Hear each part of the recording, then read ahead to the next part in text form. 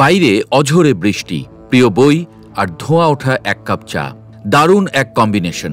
আজকাল স্বাস্থ্য সচেতনরা চা বলতে এক কাপ গরম পানিতে একটা টি ব্যাগকেই বোঝেন। ফ্রেশ লিকারের স্বাদ পেতে টি ব্যাগের চায়ের জুড়ি নেই। তবে নিরীহ এই অভ্যাসের আড়ালেই লুকিয়ে থাকে ভয়ঙ্কর উপাদান মাইক্রোপ্লাস্টিক। সাম্প্রতিক গবেষণায় দেখা গেছে, আমরা যে টি ব্যাগ দিয়ে প্রতিদিন চা বানাই সেখান থেকেই বিলিয়ন বিলিয়ন মাইক্রোপ্লাস্টিক আমাদের চায়ের সঙ্গে মিশে যাচ্ছে। এই আবিষ্কার আমাদের দৈনন্দিন অভ্যাস, স্বাস্থ্য ও পরিবেশের উপর এর প্রভাব নিয়ে নতুন করে ভাবতে বাধ্য করছে।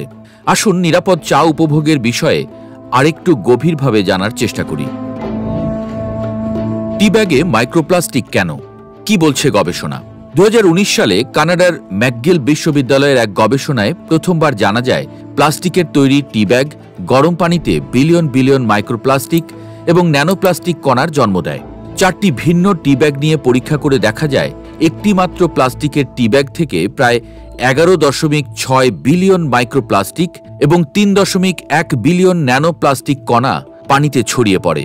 এর আগে খাবার বা পানীয়তে এত পরিমাণ প্লাস্টিক পাওয়া যায়নি। 2023 সালে স্পেনের গার্সিয়া রদ্রিগেজ এবং তার দলের গবেষণায় দেখা যায় পলিল্যাকটিক অ্যাসিড দিয়ে তৈরি টি ব্যাগ প্রায় 10 লাখ ন্যানোপ্লাস্টিক কণা ছাড়ে। এতে বোঝা যায় তথাকথিত ইকো ফ্রেন্ডলি টি ব্যাগও সম্পূর্ণ নিরাপদ নয়। 2024 সালের নভেম্বর মাসে কেমোস্ফেয়ার জার্নালে প্রকাশিত এক গবেষণায় 3টি জনপ্রিয় ব্র্যান্ডের চা ব্যাগ পরীক্ষা করা হয়।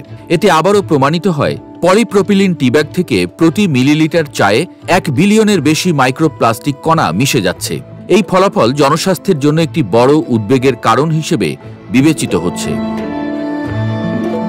যদিও চায়ের মাধ্যমে সামান্য মাইক্রোপ্লাস্টিক গ্রহণ তুচ্ছ মনে হতে পারে, কিন্তু বিজ্ঞানীরা বলছেন এর প্রভাব হতে পারে সুদূর প্রসারী। একবার শরীরে ঢোকার পর এই কণাগুলো বিভিন্ন অঙ্গ প্রত্যঙ্গে ছড়িয়ে পড়তে পারে এবং জটিল রোগ সৃষ্টি করতে পারে। প্রাণীদের উপর করা গবেষণায় দেখা গেছে মাইক্রোপ্লাস্টিক শরীরে ঢুকে ইমিউন সিস্টেমকে উত্তেজিত করে, যা অঙ্গ প্রত্যঙ্গের প্রদাহ ঘটাতে পারে। প্লাস্টিক কণা নিজেই ক্ষতিকর, এর উপর যদি পরিবেশ থেকে আসা প্লাস্টিকের সঙ্গে ব্যাকটেরিয়া, ভাইরাস বা বিষাক্ত রাসায়নিক যুক্ত থাকে তাহলে ঝুঁকি বহুগুণ বাড়ে।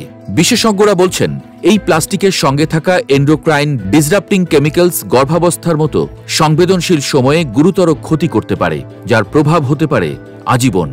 বিশেষজ্ঞদের আশঙ্কা মাইক্রোপ্লাস্টিকের এই উপস্থিতি তরুণদের মধ্যে বাড়তে থাকা গ্যাস্ট্রো ইন্টেস্টাইনাল ক্যান্সারের সঙ্গে সম্পর্কিত হতে পারে।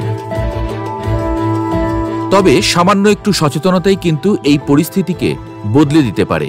আর এজন্য বিশেষজ্ঞরা প্লাস্টিকের তৈরি টি ব্যাগ থেকে দূরে থাকতে বলছেন, কারণ সেগুলো থেকেও মাইক্রোপ্লাস্টিক পানিতে মিশতে পারে। প্রয়োজনে তুলা, সিল্ক বা খাঁটি কাগজের তৈরি প্লাস্টিক উপাদানের টি ব্যাগ ব্যবহার করা যায়। তবে এতে কোনো প্লাস্টিক নেই তা নিশ্চিত হতে হবে। চা বা গরম পানীয়ের জন্য প্লাস্টিকের কাপের বদলে কাঁচ, মাটি বা স্টেইনলেস স্টিলের কাপ বেছে নিতেই জোর দিচ্ছেন বিশেষজ্ঞরা।